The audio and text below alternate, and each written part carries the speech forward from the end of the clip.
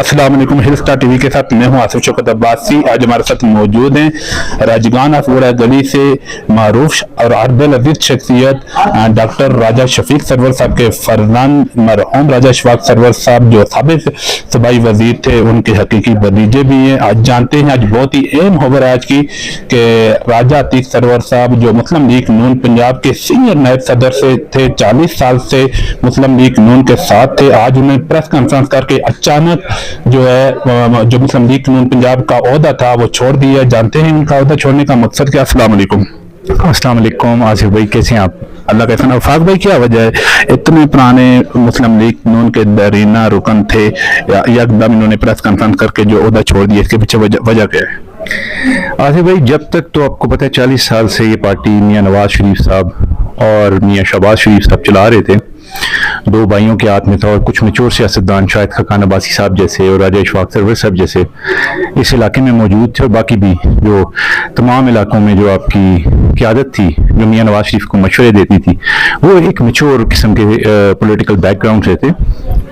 तो वो सभी तकरीबन जो है वो साइडलाइन हो चुके हैं, और मियां नवाज शरीफ शहबाज शरीफ साहब के बाद अब जो पार्टी है ये कुछ खवातीन, इसका नाम अगर हम लेना शुरू करें तो लिस्ट खत्म ही नहीं होती, अनइलेक्टेड लोगों की, जिनका हाथ ना तो लोगों की पल्स पे है, ना उनको किसी लोगों के सेंटिमेंट का पता है, ना उनको पार्टी के पुराने वर्कर्स का पता है, कुछ उनको इन्फॉर्मेशन नहीं है पार्टी की, और ना उनके अंदर कोई सियासी एक्यूमन है जो पार्टी को चलाने के लिए रिक्वायर्ड होता है। तो इस सूरत हाल के अंदर मेरा ख्याल है कि जब ये इस तरह के अनइलेक्टेड और लैक ऑफ विजडम रखने वाले लोगों के हाथ में, खवातीन में खासतौर पर पार्टी चली गई है उनके हाथों में, तो मेरा नहीं ख्याल कि पार्टी में किसी मैच्योर और काबिल किस्म के आदमी की जगह बचती है।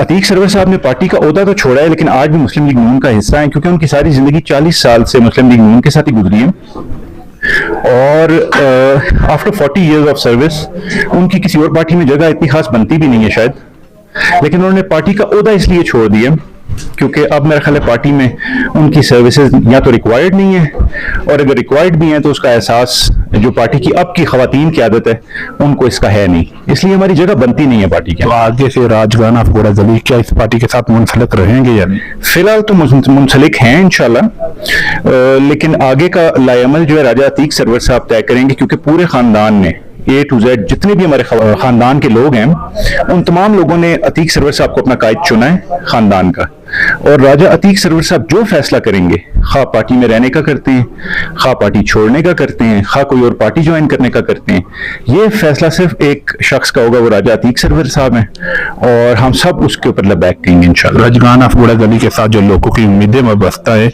उन अपने वर्कर कारकुनान को क्या मैसेज देंगे इस मौके पे? इस मौके पे मैं इनको सिर्फ एक ही मैसेज दूंगा कि इन जो टेम्पररी से हालात हैं इनसे दिल बर्दाश्त ना हो। इंशाल्लाह मुझे लगता है, उम्मीद है कि इंशाल्लाह ताला पार्टी इन सब गलत फैसलों से सबक हासिल कर ले शायद, और एक बेहतर राह चुन लें, जो पहले मियां नवाज शरीफ और शहबाज शरीफ साहब की राह होती थी, जो जमहूरियत पे बेस्ड होती थी, पार्टी के कारकुनान और वर्कर्स की पल्स उनके हाथ में होती थी, और उनको हर शख्स की फीलिंग का एहसास होता था। अगर वही जज्बा वापस से जागा इनके बीच में तो इंशाल्लाह ताला इस पार्टी का कोई इतना डार्क फ्यूचर नहीं है, इंशाल्लाह ताला ठीक हो जाएगा। अगला फाइनल लाएमल कब तक आपका आ जाएगा? एक तो कल हमारी अल्लाह ने खैर की, एक अतीक सरवर साहब ने मशावरती इजलास रखा है, काफी हद तक आपको उसमें भी कुछ क्लैरिटी आएगी, और आने वाले वक्त में इंशाल्लाह ताला इलेक्शन के बाद हम हालात देख के तो फिर उसके बाद फैसला करेंगे कि क्या तरीक़ाकार होना चाहिए। जी बहुत शुक्रिया जिनादिन। आज के हमारे मेहमान थे मुस्लिम लीग नून के सीनियर रहनुमा डॉक्टर राजा शफीक सरवर साहब के फरजान राजा शफीक सरवर साहब। अगले नए प्रोग्राम तक अपने मेजबान आसिफ शौकत अब्बासी को इजाजत दे। अल्लाह निगहबान। Thank you very much.